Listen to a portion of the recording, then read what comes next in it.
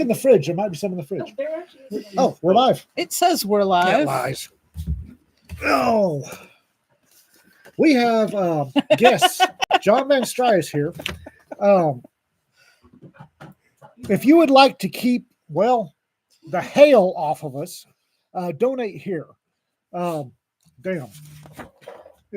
Texas in fall, and it's not done. We're not going to be happy.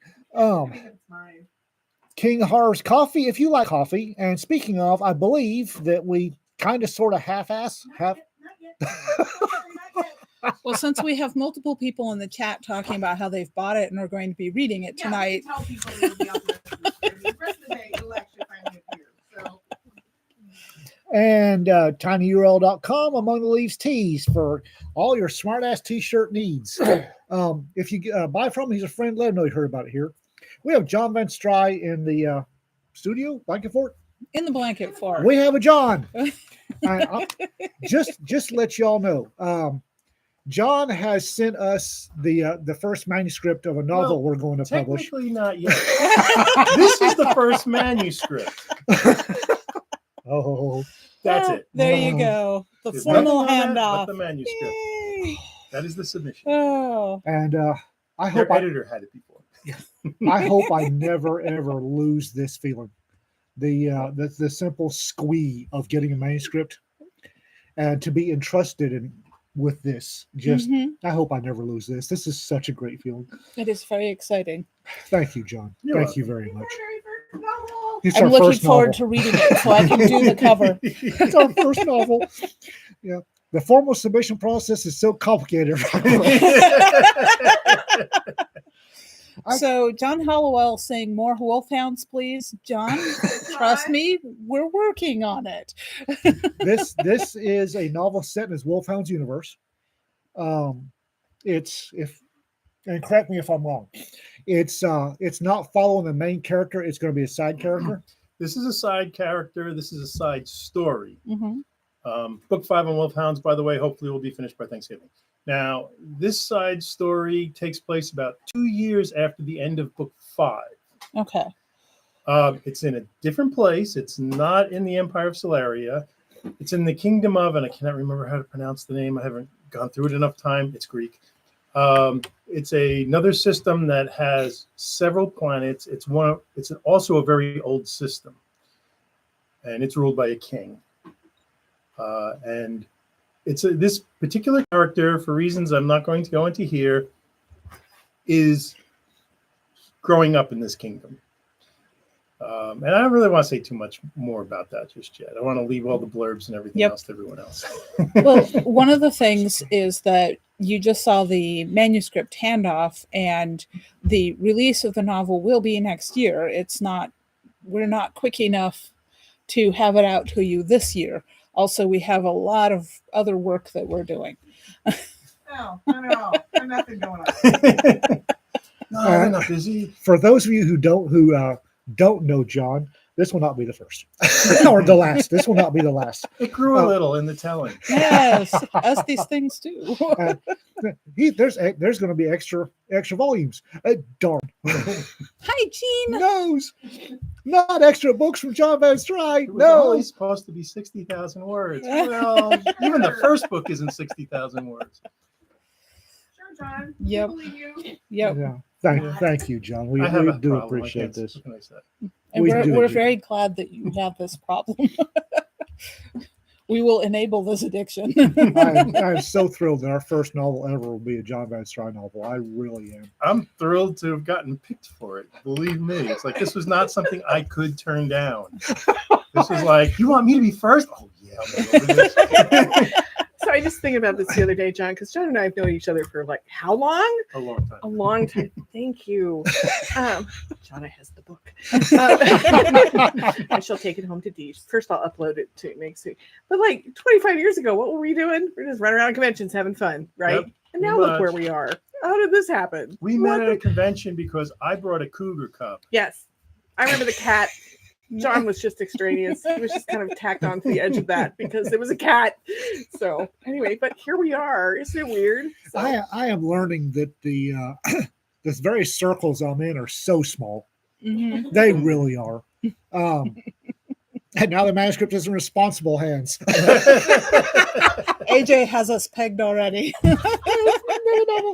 The circles I'm in are so small. They really are. And the overlap between science fiction and guns and publishing is and the overlap is huge. The Mhm. Venn diagram is damn near a perfect circle. Mhm. That's like, oh, cat, Yeah. cat. John's a cat person. Very much a cat person. But you can learn more about the raising of big cats from an afternoon with this gentleman than just about anywhere else. And when I start talking about derp kitties, he starts nodding. I've been very tempted to get one more cat, but I'm getting a bit old for this. And it would be, I know where to get a cheetah if I want to get one. It's tempting. Very tempting. Cheetahs are so adorable. I They just really got to are. bring the fence up around the property another like 5-6 feet. The neighbors probably love it because they get to race it now instead of the dogs. Cheetahs are so damn adorable. And quite honestly, and John may be able to fact check me on this, to the best of my knowledge, there's never been a healthy person attacked by a cheetah. I don't know. I'm sure there have been people, but you'd really have to work at it. Because, my opinion, they're a domestic species gone feral. They Mhm. were created, they were bred. My personal belief is that they're a cross between leopards and servals. Hard to say, but they don't exhibit normal cat behavior. Their gene pool is extremely shallow. God, no kidding. Yeah. And when they bastards. started islanding into groups across Africa, they were all worried about them dying out. So that's when they realized that they all had just about the exact same genes, they're almost clones of each other, because they started grabbing all the different ones. The only cheetah that's a bit different is what's called the king cheetah or rex. They got a different spotting pattern. That's That's the about one that's kind of the elongated spots, it. right? Yeah, they're more Yeah. long. They're more like gorgeous. straight lines. Yeah. Dan Swing, monkey versus cheetah. Who wins? The monkey, I'm afraid. Cheetahs get beat on by just about everything. They're not big. They're not strong. They're fast. They don't have the jaw strength most cats do. And they're very derpy. I've told people get a giggle. Dad would be out in a Range Rover. And this wasn't the same cheetah. This is multiple different cheetahs. This cheetah male, when Dad would park the Range Rover, would jump up in the back of the Range Rover and just look around from his pedestal because it was safe from hyenas and baboons. And there was one time it started chewing on the seat. So Dad takes his hat, whap, knock that shit off. And the cheetah goes, doing, doing, doing, and then just looks around. They're just not, they're not, bless their hearts, they're adorable. They really are. But there's a lot of derp going on in there. That's two brain cells arguing over second place. In news today, I woke up this morning and my Facebook wall lit up about a monkey escape in South Carolina. Apparently, everybody expects me to sack up and head to South Carolina and start whacking monkeys. Tempting. It is tempting. But I told y'all, monkeys are evil. Somebody probably let them out. It wouldn't surprise me some PETA idiots. Well, in Oregon, It was a lab. outside of Portland, there used to be a monkey lab there, and they would break in there on regular basis and try to let them out and do all sorts of stuff. And don't. Monkeys are evil. They really are. People, well, Ian, you're exaggerating a bit. No, I'm not. If monkeys could load every human being onto a cattle car, they do it in 3.2 seconds. They're evil. They're psychotic. They're psychopathic. There's a difference. They carry diseases that science doesn't have a name for yet, and they're cruel just because they can be cruel. Yeah. They're just, I don't like monkeys. I will point out, I do not have a monkey phobia. I'm not scared of little bastards. I just don't like them. So if you're a drug dealer, purveyor of unlicensed pharmaceuticals, just because Deputy McMurphy does not like monkeys does not mean he has a phobia of them. But getting your own macaque will not help. Just gonna throw that out there. On a side note, if you're from Pete's Pilot Cars, one of your pilot cars has lost its load. It's running around all by itself because it tried to wander. It didn't take the load under the bridge that was too small. The driver of the load got off of 287 and was who knows where with his big blade. Oh no. They didn't get off at the first exit coming into town where they're supposed to get off and Oh, go dear. down. Oh, Oh, no. no. So this blade may be stuck out there. Who knows? But the driver was smart. He did not ram the bridge, but the pilot car kept on going. The pilot car was still going as we passed Iowa Park. So Pete's pilot cars, you lost the pilot car. It's running free. So what he's talking about, for you guys that don't know, is we have a lot of wind farm stuff a bit to Stupidity. the west of us Stupidity. here. Yes, well, I mean, so these blades are hundreds Huge. of feet long. They're about 100 absolutely yards. massive. They're about 100 yards. Yeah. Huge. Yeah. Especially when they're on the freeway and you're trying to get around. them. And they generally have like wheels at the front and wheels at the back, and they're only attached to each other by the blade itself. These are not things that can go around your average turn. Also, they tend to transport them, at least part of it sticking up. Mm-hmm. Well, it's They probably have the to. ring on it because it's they got the ring. Let me make a little Let me get thing. in here. You have the ring and then it tapers back, and the Right. ring is right behind the cab of the truck, but the Right. ring stands up above the truck. It's over Yeah. a 14-foot high load. Yeah. And the first bridge, when you come back, when 287 separates from the road to the airbase, Mm-hmm. is about a 13.8. Yeah. They usually take them up and over And it's- onto 82 because of that. Right. And it's at the center, it's 13.8. It's got arches. And the pilot truck happily went through, and the truck driver was like, F no. He turned off the exit there. And now when I passed, he was chugging up that exit, probably looking at it going, I can't make this corner. Yeah. No. Where the hell do I go? Yeah. No, you got 200 foot of blade. You're not making Yep. sharp angle turns. Yeah. Gene says the blades there are 284 feet long. Yeah, not a Holy football God. field. So Holy yeah, gods. yeah, they are. I mean, usually you see these things from a distance and you don't realize the scale of How big they until are. you see one passing you on the road. But yeah, it's If your pilot car that's supposed to be making sure that your big load can safely go through wherever, screwed up that part, you don't have a good pilot car. And the funny thing is even though the guy with the load is now left, they kept going from the edge, Wichita Falls, where the road splits. Huh? They went right past Iowa Park, so they don't even know the car's not behind them anymore, or the load's not behind them anymore. one would hope that they have some kind of communication ability. I They're mean, supposed to. They're also Yeah. supposed to mount a mast on the pilot cars that's supposed Right. to strike stuff. But this Right. one That's didn't have actually that. that's actually a part of the transportation code. And You there have were to- a couple of blades in this thing. This is the only blade that went through there because the other blades all turned off to go down 82. right, which is where they're supposed to go. Goodness. Oh, Yeah. Yeah. The other blades are like, we know where we're going. we'll get there. We've been this route before. Oh, No kidding, right? yeah. So I understand you have a rant. Well, I do. One of the Substacks that I read on a semi-regular basis is a gentleman named Peter Gray, whose emphasis is on incorporating play into children's lives in the various ways that can be done and why it should be done. Should be done, yeah. And so the article that I hit of his today was talking about he actually went back and did kind of a meta-analysis of a bunch of studies looking at the detrimental effects of formal preschool on academic success even beyond school. Okay. So the idea here is that like back in the 1970s, preschool was being pushed as the big thing. You got to get your kid in preschool or they're not going to succeed academically later on in life. And there were two kinds of preschool that were being pushed at first. One is called play style, where it was very unstructured. There was like playing with the kids and reading aloud and just basically letting them do what they wanted to do at their levels.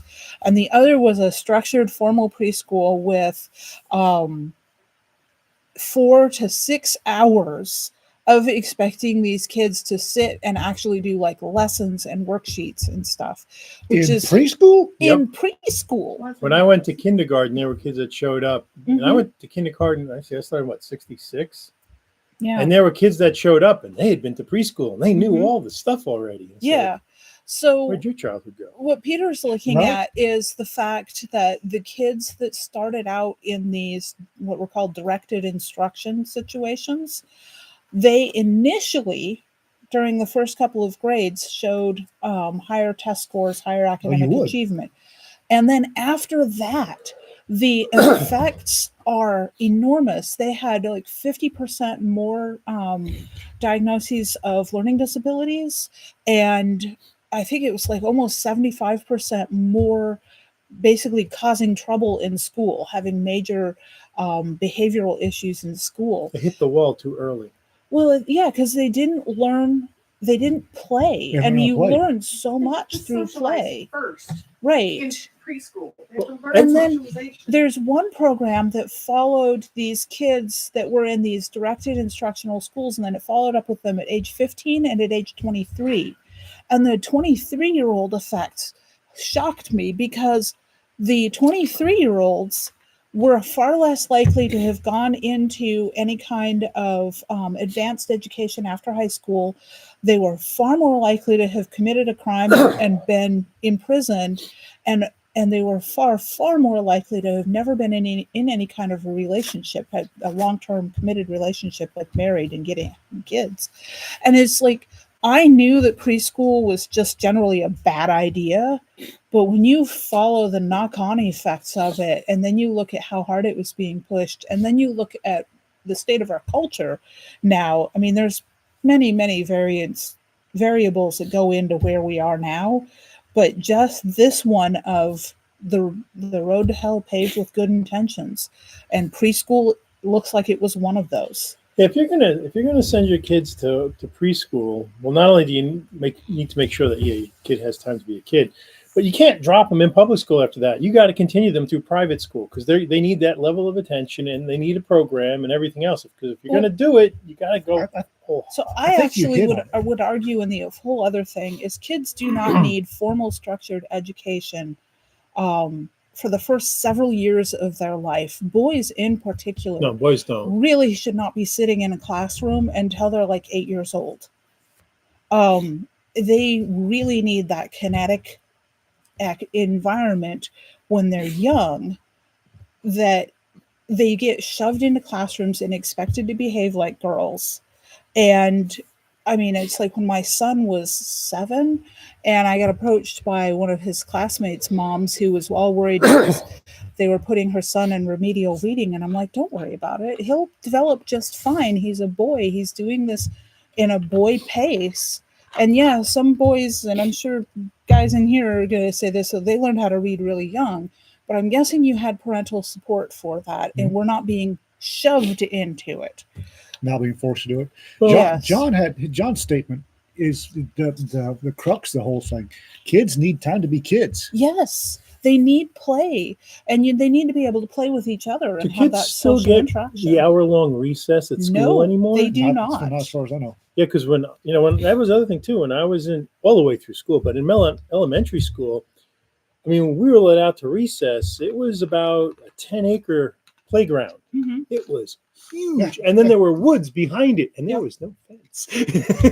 And that's an absolute not, especially for younger grades.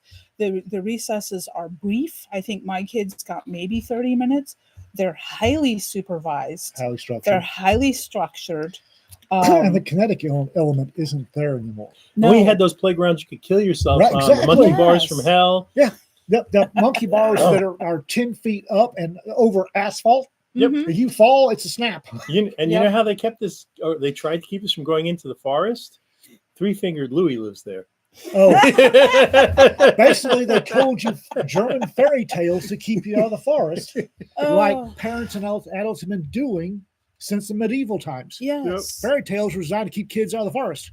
yes, Where and things would eat them. yeah, and there was another article of his that I had bounced off of as well. It was talking about self-directed school, and he's actually affiliated with a school that does what they call self-directed, where, and this is what I got to do for a few years as a homeschooler. Mom let me design and do my own curriculum, and being me, it was all focused around science. But you can do reading, writing, and math around science very easily. But even had I been totally focused on math, I still could have gotten those core things. Well, 7th grade math for me, they had to create a whole new program Mm-hmm.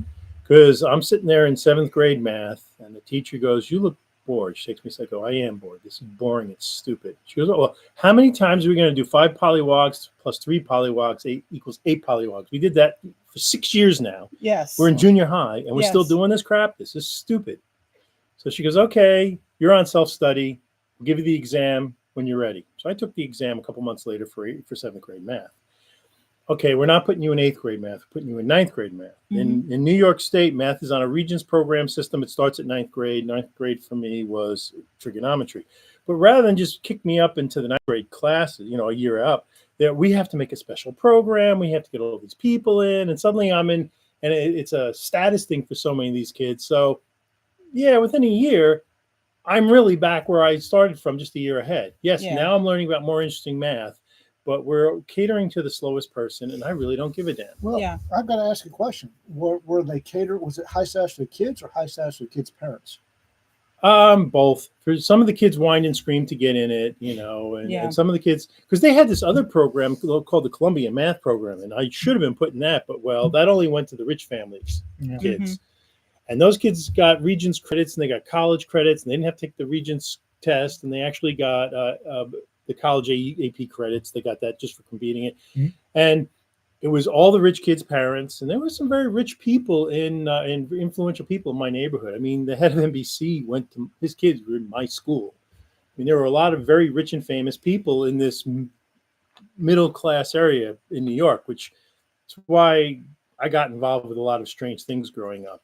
Because some of the kids I went to, their parents ran the networks. Mm-hmm. So they would repeat sayings I was making up in school, and 3 weeks later, you're hearing Johnny Carson say them. Yeah. My aunt was the executive secretary for NBC Studios. She knew Johnny Carson personally. Mhm. So did my uncle. It's like, so weird place to grow up. But what I really needed was to be put on. On the server for good. Okay, I needed to be put in my. Yeah, you can hold the annals. No, I'm going to frame this. That's why I put it on a nice one and not a crappy one. I'm going to frame this. But that's what I mean by the self-directed thing, which is basically if they had just kept throwing math books at you and giving you some resources, I would have gone. you would have gone a lot further, and you probably would have enjoyed it more. You would have loved doing that instead of being bored and resentful at school. Now, And it doesn't take that much in the way of personnel and resources to feed a kid like that.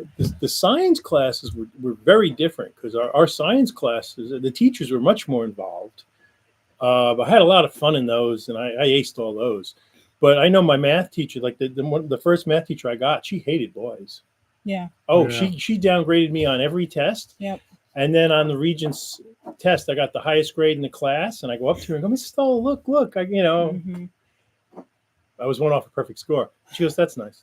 Yeah. And meanwhile, she's gushing over all the girls in school Yep. in the class who got 80s. I hate saying Which this. is what's going on now and that's part of the Yes, reason it's that been the going on state for a of young while. men is in such a deplorable condition In because 1993, I responded to a parent at the local high school losing his mind.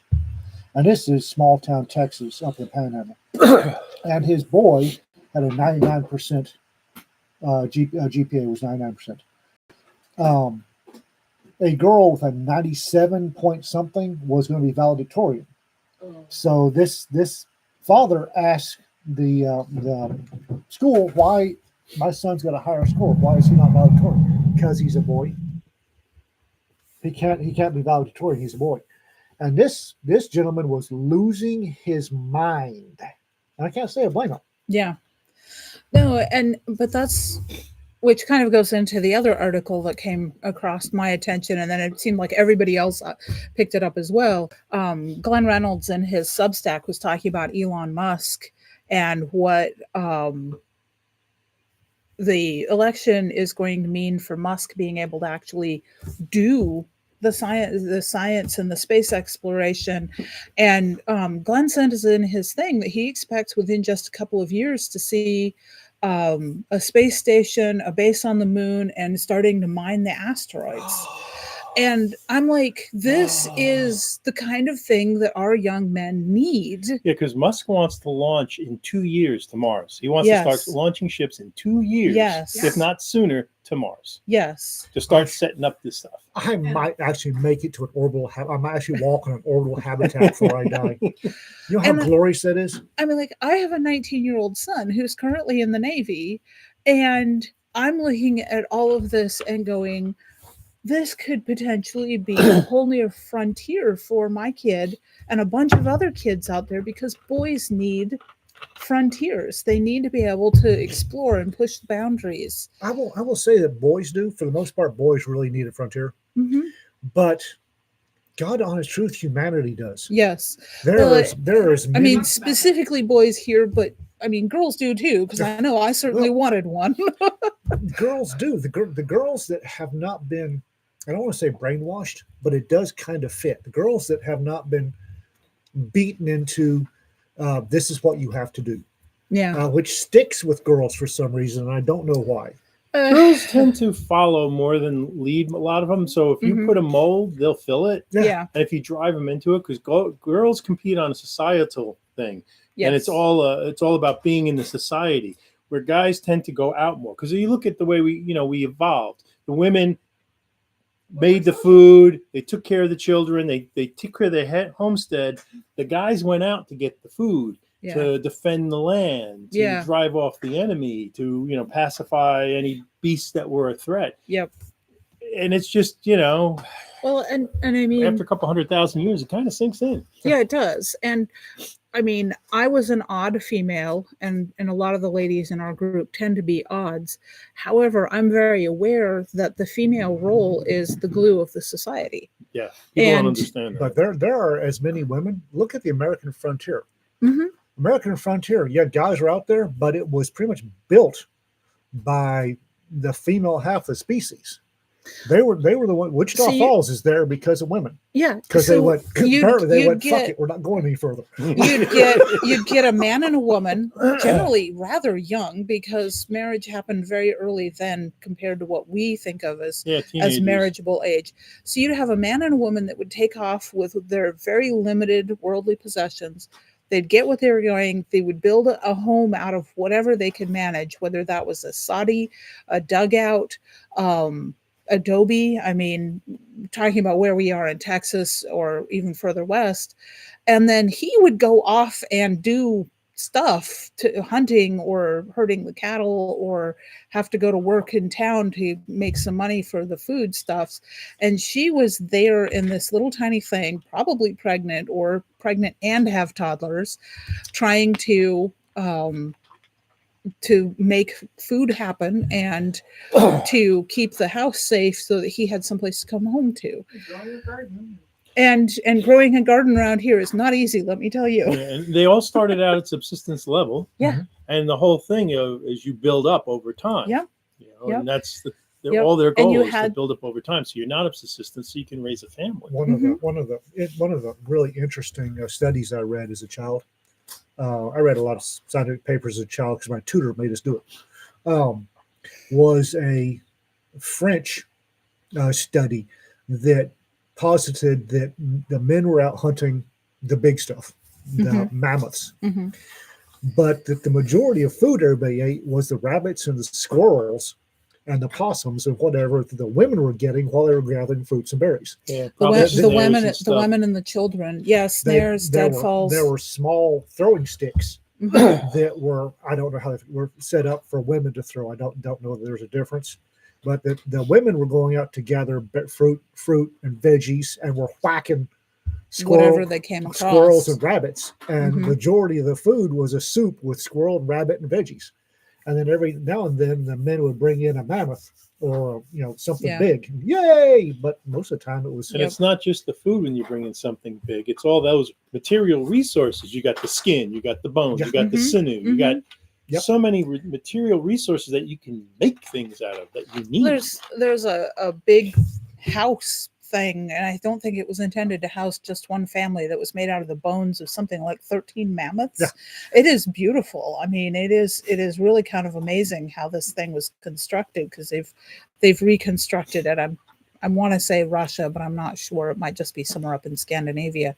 But yeah, you used all of those things. You You used had to. everything. And it's the whole push for, oh, women were warriors too. Well, no, women were protecting home and hearth. And if it got so bad that somebody snuck up on you and the women were there and had to become warriors in order to protect the children, that was not a good situation. No. Now, normally what's going to happen in those kind of situations is that they're going to kill the men, and they're going to take the women. Enslave the women and the children. And, Well. the children, they may or may not treat well, depending on if they're boys or girls. Yeah. The girls, they'll treat okay. The boys, they won't. But then they're going to want to have their own children because... Well, there's actually a around study about 5 years ago. There's in Europe, in Western Europe, there is a Y chromosome bottleneck. Apparently somebody came in on this one Y chromosome, and it went from 50,000 individuals to 5, and then somebody else's Y chromosome took over. Yeah. Now the X chromosome didn't go down. The Y chromosome had an oopsie. Yep. Yeah. Well, and I'm thinking, I just one of my random video things. There was one about this little girl who was kidnapped when she was like 5 off the banks of the Ohio River, and she wound up in Oklahoma. She was taken by white men, but they sold her to Indians, and then the Indians moved to the reservation, and she actually wound up married to the chief of, and she never went back again because she was like, these are my people now, and she'd had children and grandchildren. Understood them. But she randomly met her brother decades later, and he recognized her. I have Indian DNA. And I researched my father's side a number of years ago because my father's very interested in it. And because of a place I worked, we were dealing with people in foreign countries, and one of them recognized the name, even though the name's extinct and everywhere else. So I did a ton of research way, way back. My name's been around since like the 1400s. And and it's a capital V, by the way. I love it. I got to an argument with somebody over that once, and they're, well, that's how it's spelled. And so, I guess you know more. We've only been spelling it this way for 600 years. I've gone back and looked at the records, but I hate people that tell me my name's spelled wrong. On my mom's side, and I've told this story to people before, and I told the story at Pecan of all places, and there's a woman there who's an Indian. With their kids. And I start telling the story, and she taps her kids on the shoulder. She goes, listen to this. Because she knew what was coming. When I grew up in the 60s, I discovered, I forget how, that I'm part American Indian. And I was like, oh, cool. And I get the talk. And the talk in the 60s, if you were part American Indian, is your mom, it was my mom, because she's the one who had it more, takes you aside and says, you're never to speak of this again. Yeah. Because first off, there are people who will beat you to death. People will not like you, especially, and this is in New York. People do not like Indians around here, and they especially don't like mixed breeds and blah, blah, blah, so on and so forth. So you cannot speak of this again. There are people in the family, her sister's in-laws, who hate Indians with a passion because part of their family was wiped out by Indians, and they're still carrying the torch for this almost 100 years later. Yeah. And so we weren't allowed to talk about it. We forgot about it. And then in the late 70s, when we remembered, me and my sister were talking about it. We tried to go to the family members who knew, and they'd all passed on. Right. So when 23andMe came about, I got the DNA test because I wanted to know. Yeah. And I have the markers on my mom's side. So I need to research it. But I was telling the story about the things I was told, and this woman who is about my age, who's, she's an Indian, she's in the Choctaw tribe. She turns to her sons and goes, see, this is what a lot of us had to put up with back in the 60s. Was not nice. Yeah. It's one of the reasons my father did not want to come back to the States. And you know what she also told me? She says, you need to research your history and find out which of your ancestors was the Indian and get the paperwork for them that proves it. And the tribe will adopt you here. was like, "You're kidding." She goes, "Oh no, they're real good about that. They'll adopt everybody." But Yeah. my dad grew up as as mixed on the family actually had tribal land, and him growing up, he didn't want to come back. The Cherokee didn't like him, and the white folks didn't like him. Yeah. And as soon as he went overseas, and I keep telling people the company, they think it's a joke. The company had to make him come back. No, the company had to make him come back because. And a lot of times, if you look in your family history, your family Bibles, if you have particularly female ancestors that are labeled Jewish, this tell you how bad it was. Being Jewish was better than to be native. Well, part of my family, the name is Otto, Otto. Mhm. You'd think they're German. No, they're Irish. There's nothing worse in the United States than being Irish. Yeah. And to get into the country, you couldn't if you were Irish. So they would change their name to German-sounding names. Yep. And come in and say they were German. But we were talking earlier about how the young men go out on the frontiers. The U.S. is a frontier. The United States was a frontier fairly yes. recently. And the young men will look for companionship. Mm-hmm. And there's a lot of folks who say, there aren't that many people with Native American in their ancestry. If you had a young man come here looking for companionship, and the only companionship is the locals, They would sell girls off. there are The tribes would.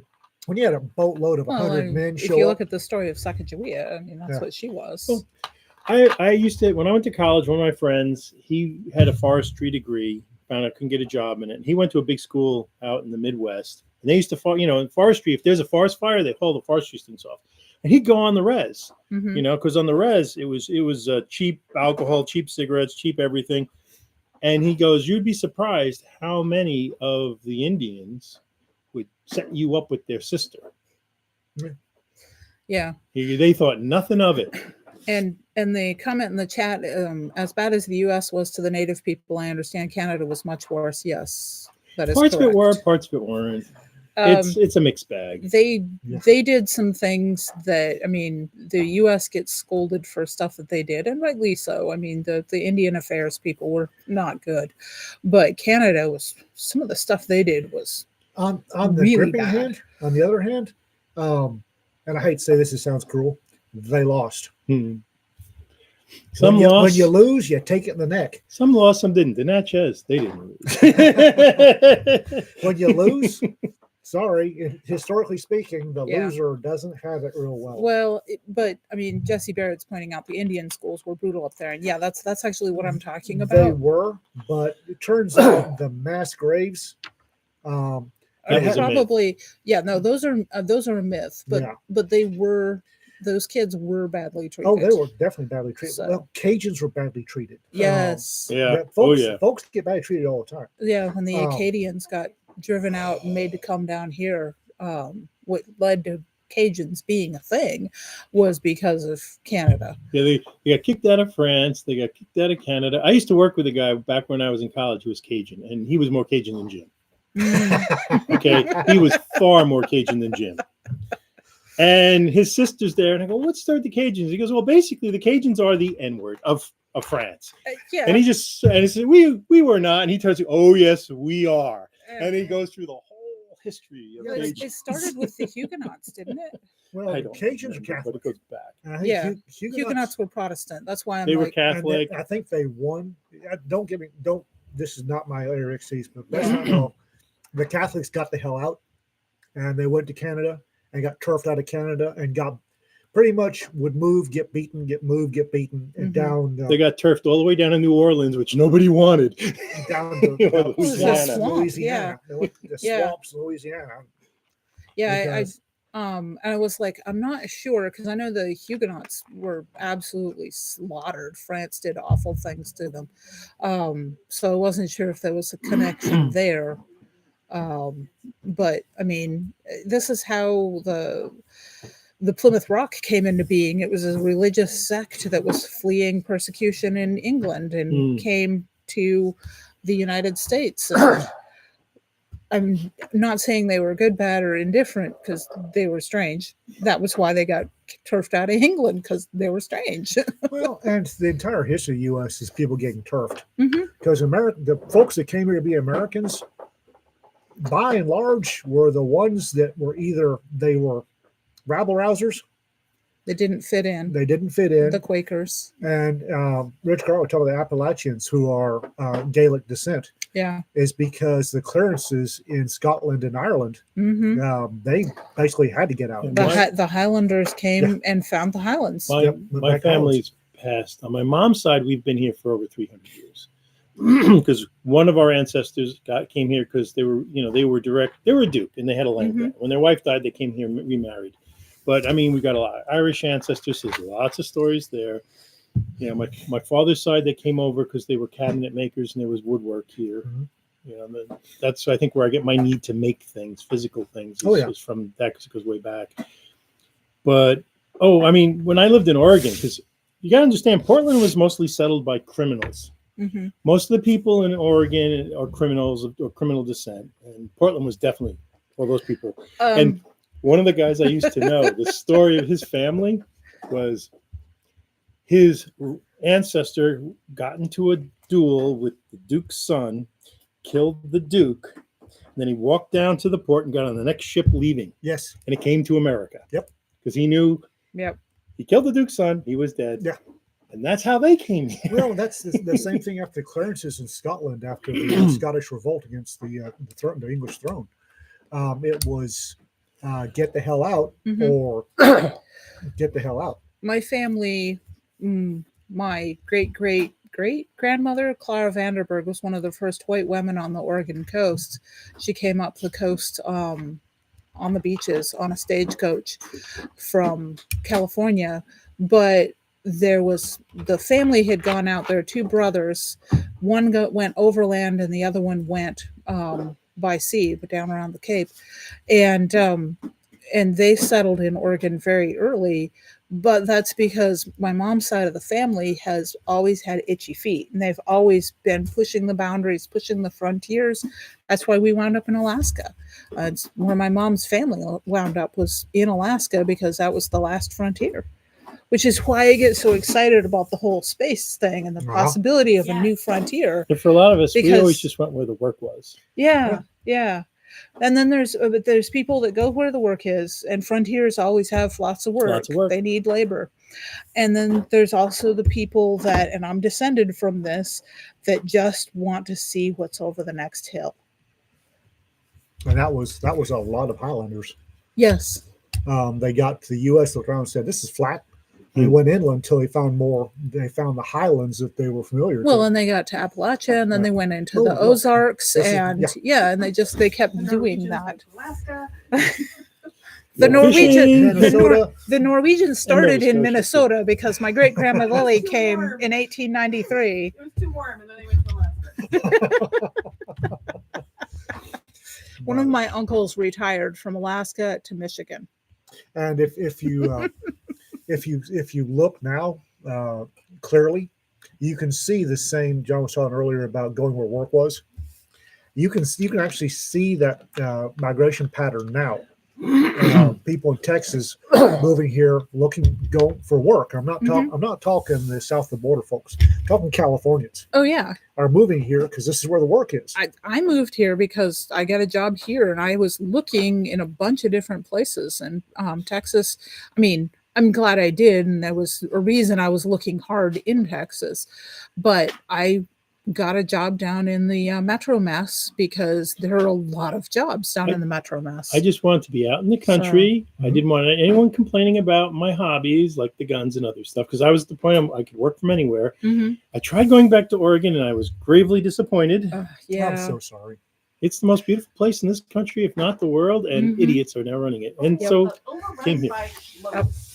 Yeah. Yeah, my sister was just in Florence visiting where my family used to be. I blame the internet, because back when they used to have to go outside all the time, the rain depressed them and they left.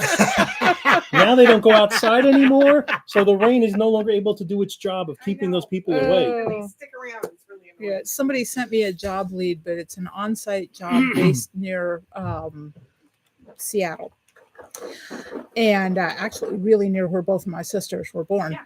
And I'm like, absolutely not. Also, the starting wage for that is practically poverty line for that area. Yeah, it's like, are you kidding? John and Jonna, we're glad y'all are here. We really are. I'm glad to be here, but I miss the ocean. We Yeah. can get you down to the Gulf Coast This is if the you. first place I've lived in my entire life where the ocean is more than an hour away. Right? Because I Isn't that grew up awesome? on the ocean. Yeah. I I was mean, I was Yeah. born on the ocean. Navy so- kid. The ocean was always right there. I learned to walk on a boat. But the Yeah. coasts are enemy The coast here is territory. not the coast in Oregon. No, No. well, I don't And the even. nice part is, while going to Dickens Fairs, I can go put my toes in the Pacific, Mhm. cold, windy, gray Pacific. Yeah, I was jealous So- because my sister was sending pictures to the family chat. She was out at Hasita Head, and Oh, which is if that's where Yeah. my ashes go if they don't go to space is to see she's ahead. 'cause she's that's my favorite discovered spot. that our cousin Bill Karnofsky's auto body. Well, it wasn't just auto body, but he did a lot of work on boats too. Yeah. His little engine shop where we used to go as little girls, and Yeah. he'd give us ice cream money. Mhm. Is now a really nice little coffee shop. Yeah, it doesn't surprise me. If I- it's So- is it in Yachats or is it in Florence? Florence, it's in Florence, Florence. I came Yeah. really close to rescuing a seagoing trimaran that was in the process of being abandoned, and I wanted to go sail it around the world, but somebody told me no. You can guess who. I am not living on a boat. Spouses are like that. Well, But it's a trimaran. It's an ocean going one. It'll be great. Yeah. Oh, like we didn't hear again. That's why we don't live in northern Idaho, which is another beautiful It place. is. It's just that 6 feet of snow. I grew up Yes. in Michigan. I am not dealing with snow ever 6 again. feet of Yes. snow, 9 months a Oh year. my gosh. No, it's only about 6. 6 months a year. Yeah. Even better. It's Yeah, beautiful no, summers. I have to say, I really like having moved south enough now that we'll probably have snow, but it will only last like a day, 2 max. Well, Don he's in the chat somewhere, was posting earlier the snowstorm that hit Colorado. Well, it's hitting them now. They've had like 7 inches of snow, and now it's raining on top of that, which sucks. Yeah, no kidding. Slush. That is the worst. Unless it freezes at night, then right, it's worse. then it's ice. Yeah. Then it's rough, hard, corrugated ice. I- Yes, yeah, it no, is. I do not miss that. Chews up your tires. People don't think the So- ice that hard corrugated ice will chew up your It's tires. snowing in New Mexico? It's Yeah. snowing in Albuquerque. Right now, I-40 is shut down. Wow. Yes. Yee. I-40 is the road I need to go on. Just, And just, it's not coming this far And you east. listen No. to NOAA, and it's going to be a mild winter this year. Yeah. Farmer's Almanac. Farmer's Almanac every time. They're And what does the usually Farmer's right. Almanac say? Yeah. Gene says they're saying up to 20 inches there. Sheesh. They've got more snow coming tomorrow. Ugh. Yeah. Ugh. Yep. Yeah, farmer. Quite honestly, guys, I recommend y'all don't have to follow this. If you don't want to. I recommend if you want your weather observations, get a Farmer's Almanac. Mm. They do so much better. Because they're basing it more on the patterns of the past, because Yeah. patterns tend to repeat. Yeah. Gene says, I love you too. Well, I was thinking of going up there later on and seeing if I could chase down a pheasant, but I'm not wading through 3 feet of snow to chase down a pheasant. Right? I don't blame you. Oh. Yeah. I mean, there's times I miss because I grew up in Alaska, and there's times I miss it, and my cousins will post pictures that make me very homesick. But I do not miss the winter up there. And when I lived up there, and it's been 30 years, there was a Mexican lady who spent her winters in Mexico and her summers running a Mexican restaurant there in Togue. And I learned how to appreciate Mexican food from her. She used to bring us these little clay pots of this candy that was like soft and sticky, and I think it was tamarind, and it had chili in it. It was spicy, and I mean, just these things that I remember. But she had the right idea of it: of go up there in the summer. I mean, mosquitoes, but it's not intolerably hot, and then go home for the winter when it's not intolerably hot there. I have arthritis So- in my hips and my hands. Yeah. And the weather change gets me in the hips. Cold long of cold, wet weather, Mhm. my hands Yep. hurt. My hands don't get too bad. Usually it's pressure differences that gets Yeah. my hands. So sometimes when I'm flying, I'll get severe hand Yeah. pain. Cold My gets shoulder my is hands. right now the big thing, and it's Mhm. like I may have to get that replaced soon. I don't know. Yeah. I'm starting to do weightlifting again to see if I can work past it or not. Yeah. If it's just something else. Cold gets my hands. I've gotten to the point now where I keep the house at a reasonable temperature in the winter time, which makes Sanford happy because he can't do cold at all anymore. People, So, when, but when I'm rack pulling weights or deadlifting, it has been noticed that at 240 pounds, I wrap my hands mhm, to aid in lifting. yeah, And the semi funny joke is that real men don't wrap their hands till they're at 405. When you have arthritis in your hands, you wrap them at 240.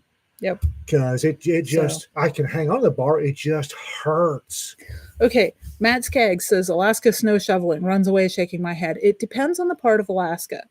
Interior Alaska is actually semi-arid, and it would snow, and then it would get too cold to snow, and it would just freeze and be nice and stable until spring when it got warm enough to snow again and we get more snow. But we're talking like 3 feet of snow through the whole winter. Now, if you're talking coastal Alaska, you're going to be shoveling off your roof on your second story building and throwing the snow up. And it's not a joke. It's funny because But interior Alaska is semi-arid. Snow shoveling is not really a big deal there. so many people don't understand the concept. Because I grew up in the Northeast where this happens because we get the Canadian air masses out. Mhm. It's too cold to snow. Yep. Yeah. We're going to get snow. No, it's too cold to snow. We're safe. Yep. What does that mean? Antarctica, Yep. the first time I heard about that phenomenon was Antarctica, where somebody told me one time that Antarctica was a desert. I said, Mhm. bullshit. They said, no, it Yep. It's too doesn't cold. snow there. It's Yeah. like, seriously? So I Yep. went and researched it because I'm me. But damn, it doesn't snow. Yep. One of the things I noticed when I moved here is all the high peaked roofs. And I'm like, we're in Texas. Why do we have all these high peaked roofs? It doesn't snow here. And then I learned it was for the hail, Yeah. to deflect the Yes. hail. So the hail Yes. does less damage to the roof. Yep. Indeed. Yeah, Anchorage can get really, really snowy. But I dealt with a lot more snow shoveling and snow in New England when I lived there Yeah, because it's Um, wet. because it's Wet, wet. We'd and- have storms that had dropped 3 feet of wet snow. And what they call lake effect snow is just Mhm. monstrous. I've been apparently. teasing Kelly about the lake effect because he lives in it now. Oh, Yeah. that poor dumb Cajun. He's up there. Somebody else I knew was moving up there. I said, "Oh, you're moving into the lake effect. You're gonna love this." Yeah. Oh, it's only this far to work. I said, "You're just looking at your snowmobile." You're Yeah, getting and- snow chains. And that's the wonderful thing about the United States is that I mean we're this really big continental mass, and there's so many different climactic Oh, yeah. places. I mean, you can have My- Oregon where it's the rainforest and the high desert. I once drove somebody, my ex from England, who had been to different places in the United States but never been across it. I drove them from Boston to Sacramento, Oh, that's a Oh, fun Lord. trip. and they just could not believe how it did not ever stop ending and how different it was because they've traveled Europe extensively, and they're like Europe seeing is all tiny. these 3 different. hours. They've been everywhere. So, But I mean, Yeah. they've even traveled. I think they traveled this from Northern Africa Yeah. and stuff. But still, it's like all the different stuff you see. yeah. Mhm. And I took through some interesting places because we're coming a bit further north than normal. And it's like I remember when I was in college and these bicycle races showed up from Europe and they were, oh, we rented a car. Oh yeah, what are you guys gonna do? Well, we're gonna drive out to California for the weekend. And everybody looked at them. What? It's just you'll be lucky to make it out of Pennsylvania. Oh my gosh, driving from one end to the other of Pennsylvania just goes on for a freaking ever. But there is one place worse. Highway 80 through Nebraska. Oh, Oh, God. no. It's got well, I two mean- it's got two curves in it. 2 curves. One's just outside of Oh Aurora. my God, they're awful. It's the worst road ever. I've been on it too many times. There's Oh. a map where you can it's a map program where you can click on a country or state and compare it, then drag it over to compare the size, the actual size. Greenland's not as big as you think it is, folks. But I was Well, on a- that's because of the Mercator Mercator, program. yeah. Yeah. I was talking to some folks on a forum one time, and they were talking about well it's like the distance between Germany and London in World War II. So I went and grabbed Texas and I moved it. And El Paso was about London, and Berlin wasn't at the end of Texas. It's like that's how big America is. This one little state is bigger than the Pacific or the Greg says European driving theater of across operation. Texas is not a trip; it's a career. The number of tiers that you should be able to find at the beginning of I-10 either side, when you look up and it's 890 miles. Sacramento to our house in Texas is a 2.5 day drive. Mhm. Oh, I believe it. And I made it one way 3 times. 2 times we were hauling stuff. The third time we rented a motorhome because we were bringing the dogs and stuff There you go. and the cat. And it was like, and we made a trip of it. Yeah, Yeah. that would be the way to do And it. it was a lot more fun. When Dad was in the military, Took some we interesting back roads too. yeah, when Dad was in the military, we wound up driving basically coast to coast 2 or 3 times. I'm not sure. It kind of gets blurry in there because it was just a lot of, and I was little. I mean, I was a kid in the back seat of the car, basically. But I also have driven up and then back down from Alaska, so I have concepts of really long road trips. I talked my way out of a speeding ticket in New Mexico You did. in the motorhome. You I told the did. guy, yeah, because it was the weekend. I figured they wouldn't be enforcing the working zone speed limits. Well, they Oh. were. I said, look, we're escaping California. He goes, what? I says, we bought a house in Texas. Say, here's my new Texas license. I said, I had to leave because I have too many guns. I got half my collection in the back if you want to see it. And I told the guy the story, and he goes, well, good luck and slow down. This is a New Mexico State Trooper. The number of folks that they've had to deal with, that New Mexico in particular has to deal with getting out of California. If you have a speeding ticket in New Mexico with California plates and a Trump bumper sticker, you're probably not going to get a ticket. Probably not. If you have California plates and a Biden-Harris bumper sticker, You're getting a ticket. might as well get out the checkbook because Well, and it's like I'm a little concerned right now because we have Elon bringing all his exes to Texas, right. and along bless with him, that but comes an awful lot of Californians, and I'm a little concerned because I'm sure that there are lots of wonderful Californians who are leaping at this opportunity to escape their great state.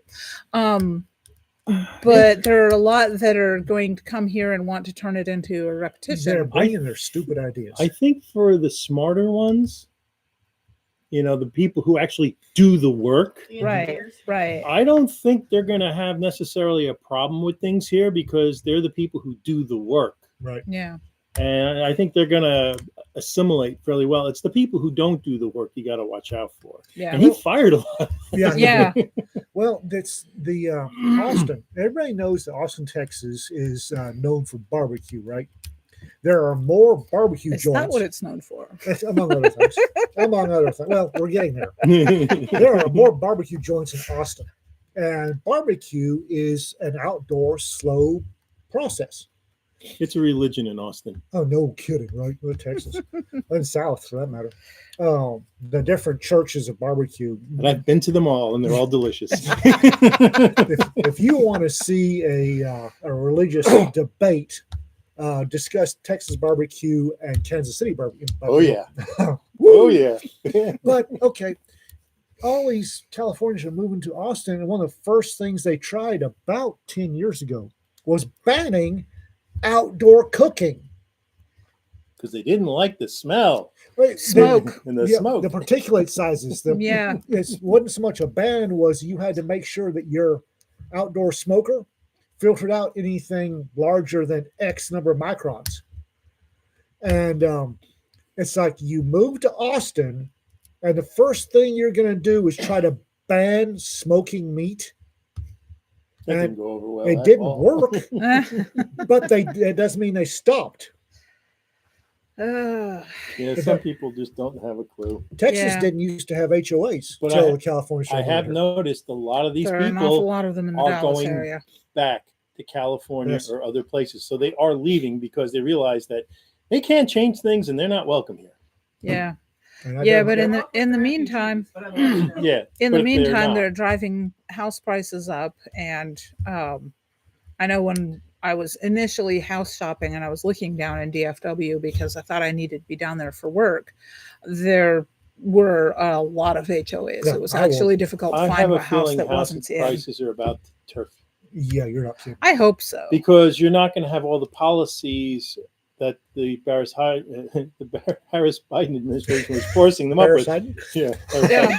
So So I yeah, think if we they're going to can, start turfing back down. right, Yeah. if we can get the ability to build reasonable houses again, that's one thing. And I don't know. I'm just like, Well, Texas didn't have HOAs, and it's not called an HOA in Texas. There's actually a technical term for it here. But until the Californians started moving here, and they told everybody how good HOAs were, and was a- the number of complaints about HOAs has gone scream. That there's They've been making laws to address all of them. Yeah.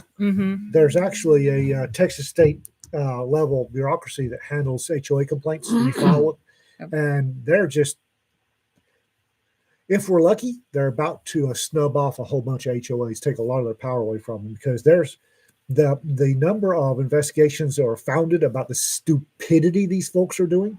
Like, you can't. There's one in Austin. The HOA fined a guy to the point that they almost got his house due to unpaid fines for flying an American flag in his front yard. Yeah, and you In can't Austin? take somebody's house if they've homesteaded it for fines. so Texas has got some very clear laws Yes, they on do. that. so it's that time. So wrapping up now. Thoughts, gentlemen? Um,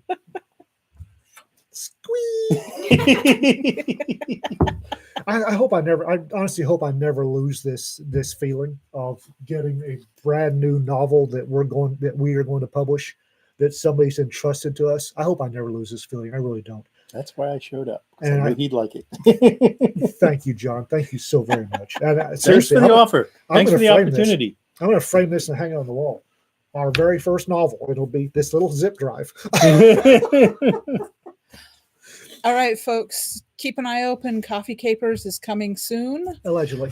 And if you want something to read that's feel good, look up Glenn Reynolds' Substack and read his Elon article, and it'll get you. It'll get you. All right, guys. Y'all be safe, and we'll see you. What is it, Thursday? Today's Thursday. Tuesday. Tuesday. Y'all be safe.